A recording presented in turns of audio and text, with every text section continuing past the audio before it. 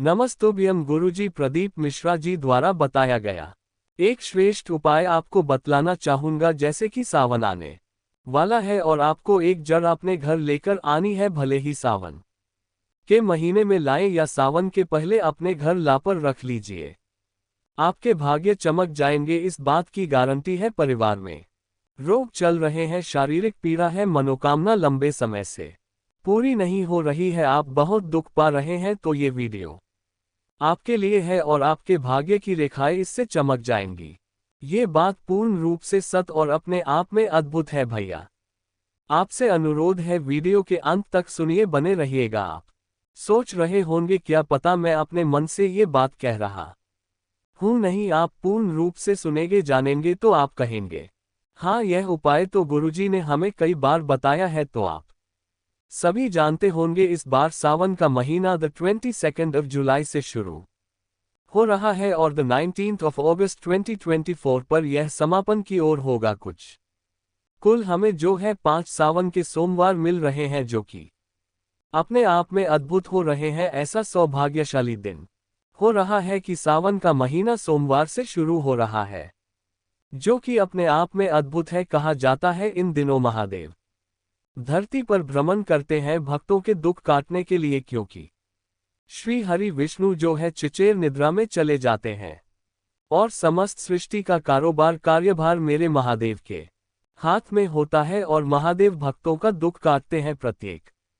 घर में विराजमान होते हैं और भक्त के साथ रहते हैं। ब्रह्मांड में उनकी शक्तियां एक दिव्य स्वरूप में प्रवाहित होती है। समस्त ब्रह्मांड हर हर महादेव श्री शिवाय नमस्तुभ्यम के जयकारों से गूंज रहा होता है। आप सभी को भी जीवन में हर तरफ से पशुपति व्रत आपने कर लिया, निरंतर शिव पूजा करते हैं, हार गए हैं हर चीज से, परंतु आपके मनचाहा विवाह नहीं हो रहा है, पुत्र प्राप्ति की इच्छा नहीं पूर्ण हो रही है, तो आपको ये कार्य एक श्रेष्ठतम तरीके से पक्के मन से करना चाहिए। कोई पैसा समय इसमें लगना ही नहीं है, परंतु इसका लाभ अनगिनत है। वीडियो शुरू करने से पहले कमेंट्स में आप सभी हर हर देव या श्री शिवाय नमस्तुभ्यम जरूर से लिखिए। महादेव आपकी समस्त इच्छाएं पूर्ण करेंगे। आप सभी कोई नया व्रत शुरू करना चाहते हैं तो जरूर से करें, भले ही वह पशुपति व्रत हो या महाशिवरात्रि, मासिक शिवरात्रि का व्रत हो या आवश्यक रूप से 16 सोमवार या सावन सोमवार।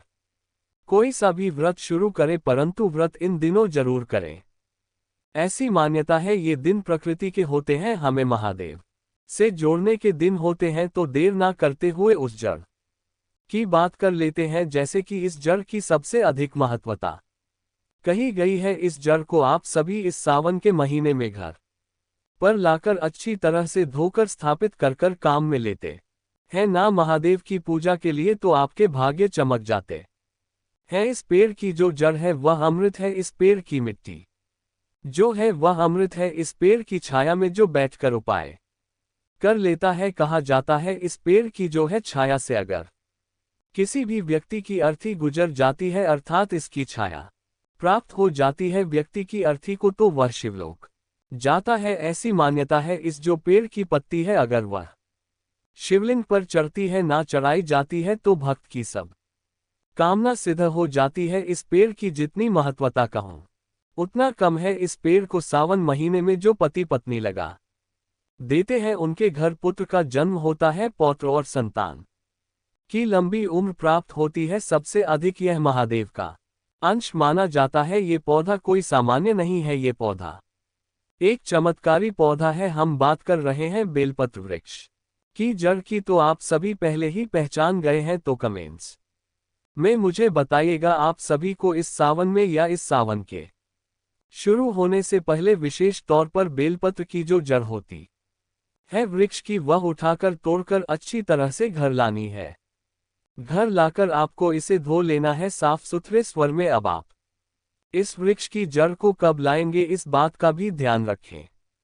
आज आप इस बेलपत्र की जो वृक्ष की जड़ कह रही हूं, इसे आप सभी किसी भी शुभ तिथि में ला सकते हैं, परंतु जब तक आप जो है इसे ला रहे हैं, इस बात का ध्यान रखें कि सोमवार को इसे ना लाए, क्योंकि सोमवार के दिन बेलपत्र वृक्ष की पत्तियां तोड़ना, जड़ तोड़ना, वृक्ष की छाल तोड़ना अच्छा नहीं माना जाता क्योंकि ये साक्षात महादेव का स्वरूप है। पूर्णिमा के दिन आप बेलपत्र वृक्ष की पत्ती नहीं तोड़ सकते, नहीं जड़ उखाड़ सकते हैं, इस बात का ध्यान रखें। अमावस्या तिथि और शाम के समय भी, सांझ का जो समय होता है उस समय भी आप सभी इस बात का ध्यान रख कि बेलपत्र की पत्ती नहीं तोड़ी जाती। जिस दिन आपका उपवास हो उस दिन भी बेलपत्र की जड़ या पत्ती को नुकसान नहीं पहुंचाना चाहिए। इसके अलावा अन्य कोई भी दिन हो, मंगलवार हो, बुधवार का दिन हो, गुरुवार का दिन हो, शुक्रवार का दिन हो, शनिवार रविवार किसी भी दिन ला सकते हैं, बस सोमवार, मासिक शिवरात्रि, प्रदोष और साथ के साथ अमावस्या, पूर्णिमा शाम के समय बेलपत्र वृक्ष की पत्ती और जड़ को नहीं तोड़ना चाहिए। घर ले आइए, प्रभु से का जो है वंदन करे, श्री शिवाय नमस्तुभ्यम का जाप कर इसे धोकर साफ सुथरे कपड़े में रख लीजिए। रखने के बाद आप सभी को छोटा सा एक पत्थर लेना है। पत्थर कहीं से भी इंतजाम करे, कोई साफ सुथरा सा पत्थर ले लीजिए। अब पत्थर में आप सभी को प्रभु का स्मरण ध्यान करते हुए बेलपत्र वृक्ष की जो जड़ है ना, उसे थोड़ा सा पानी डालकर या गंगाजल डालकर घिस लेना है। घिसने के बाद आपको कई प्रयोग इसके बताऊंगी। सबसे पहला प्रयोग तो मैं यही बता रही हूं। सबसे पहले आप सभी को बेलपत्र वृक्ष की जो जड़ है उसे किसी पत्थर पर पीस लेना है। आप उसको जो है पीसकर चंदन प्राप्त कर लेंगे। चंदन प्राप्त करने के बाद आपको लेकर जाना है से महादेव के मंदिर में, अपनी मनोकामना कहकर श्री शिवाय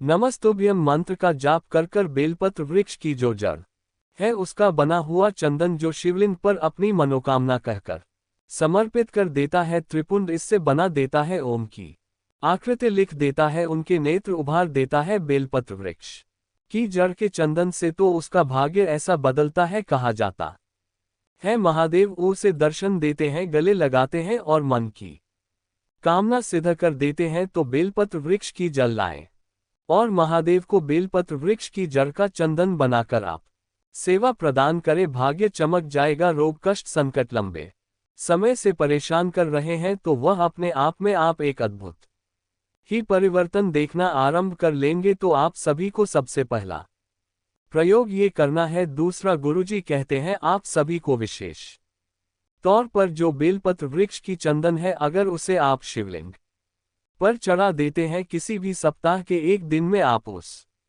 चंदन को, जब चढ़ाया हुआ चंदन होगा, उसकी जो है छोटी सी एक थोड़ा सा स्वरूप में शिवलिंग में से ले लीजिए। चढ़ा हुआ चंदन बेलपत्र वृक्ष कहने का अर्थ है उसी गोली के स्वरूप में बनाकर आप सभी को प्रसाद स्वरूप अगर उसे ग्रहण कर लेते हैं ना, तो ऐसी मान्यता है, गुरुजी साक्षात अपने मुख से आपने सुना होगा, वह कहते हैं कि तुरंत रोग कट जाते हैं। तो कोशिश करें इस सावन महीने में से जड़ का ये प्रयोग आपको करना ही है। कहा जाता है सावन महीने में जो बेलपत्र पौधा लगा देता है उसके घर में रोग शोक कष्ट संकट पीड़ा से मुक्ति मिल जाती है। बेलपत्र वृक्ष की जो महिमा है वह अद्भुत है। बेलपत्र वृक्ष का पौधा लगाकर जैसे जैसे बेलपत्र वृक्ष का पौधा बड़ा होता है, उसमें लगने वाली पत्तियां शिवलिंग पर चढ़ती हैं, वैसे वैसे आप जो व्यक्ति चढ़ा रहा होता है उसका भी थोड़ा सा फल आपको प्राप्त हो जाता है। तो कोशिश करें पति पत्नी आप साथ में जाकर बेलपत्र का पौधा लाकर किसी मंदिर प्रांगण में रोपित करें। बेलपत्र